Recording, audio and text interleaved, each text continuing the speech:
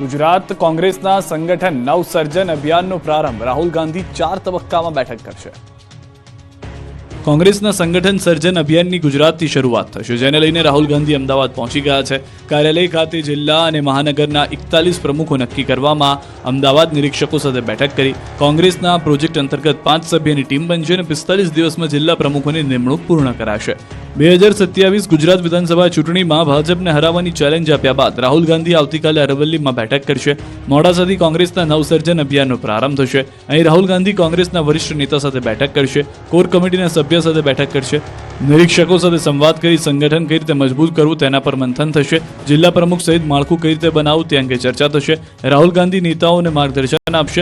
સમગ્ર દેશમાં pilot project તરીકે કોંગ્રેસ અરવલ્લી જિલ્લાથી શરૂઆત થશે। કોંગ્રેસ પ્રદેશ પ્રભારી મુકુલ વાસનિકે પણ કહી દીધું છે કે 2025નું સમગ્ર વર્ષ સંગઠનને મજબૂત કરવા પાછળ કામગીરી કરાશે। તો કોંગ્રેસ પ્રદેશ પ્રમુખ શક્તિસિંહ ગોહિલે કહ્યું કે 9 લોકોની કમિટી બનાવી છે, જેમાં મુકુલ વાસનિકની અધ્યક્ષતામાં કમિટીની રચના કરવામાં આવી છે। 5 પ્રભારીઓ જિલ્લા મથકે જશે। સેન્ટ્રલમાંથી આવેલા એક નેતા અને ગુજરાતના 4 એમ કુલ 5 લોકોનું પંચ જિલ્લા લેવલે જશે। અરવલ્લી જિલ્લામાં પાયલોટ પ્રોજેક્ટનું લોન્ચિંગ થશે। એક વ્યક્તિ ડિસ્ટ્રિક્ટ લેવલ પર જશે। રાહુલ ગાંધી અરવલ્લીના નેતાઓ સાથે સંવાદ કરશે। પ્રથમ તબક્કામાં રાહુલ ગાંધી દરેકનો પરિચય મેળવશે। બીજા તબક્કામાં કેસી વેણુગોપાલ સંગઠન પ્રક્રિયા પર વાત કરશે। ત્રીજા તબક્કામાં પ્રેઝન્ટેશન થશે, જેમાં જિલ્લા પ્રમુખ પસંદ કરવાની પ્રક્રિયાનું વિવરણ થશે અને ચોથા તબક્કામાં સવાલ જવાબ થશે। બીજી તરફ મોડાસામાં તૈયારીઓનો ધમધમાટ શરૂ થઈ ગયો છે। સ્વામિનારાયણ મંદિર હોલ ખાતે કાર્યકરો સાથે સંવાદ કરશે। બુથ સમિતિના 1200 કાર્યકરો સાથે સીધો સંવાદ કરશે રાહુલ ગાંધી। બુથ સમિતિના કાર્યકરોના વિચારોને પણ સાંભળશે કોંગ્રેસ નેતા। અમદાવાદથી રોડ માર્ગે મોડાસા આવશે રાહુલ ગાંધી, જેને લઈને અરવલ્લી જિલ્લા પોલીસે પણ સુરક્ષા બંદોબસ્ત ચુસ્ત કર્યો છે। સુરતમાં નશો કરવા 10 રૂપિયા ન આપતા રત્ન કલાકારની હત્યા, લોકોએ કાપોદ્રા પોલીસ સ્ટેશન ઘેર્યું। ઝપાઝપી પોલીસ સાથે ઘર્ષણ અને ભારે લાગણી જેવી સ્થિતિના દ્રશ્યો છે સુરતના। કાપોદ્રા વિસ્તારમાં યુવાનની હત્યા બાદ લોકો વિફર્યા। નશા માટે રૂપિયા ન આપતા એકના એક દીકરાની નશેડી હત્યા કરતા મહિલાઓ રણચંડી બની।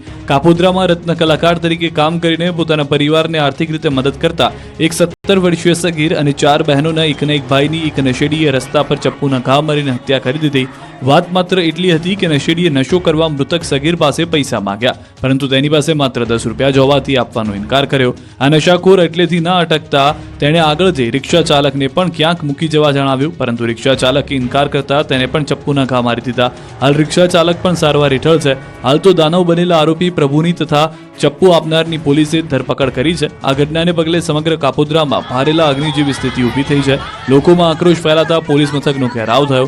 મોડી રાત્રે પરિસ્થિતિ તંગ બનતા 5 પોલીસ સ્ટેશનની પોલીસને બોલાવી પડી અને પોલીસ સ્ટેશનના ગેટને લોક મારવો પડ્યો। બાદમાં માંડ મોડી રાત્રે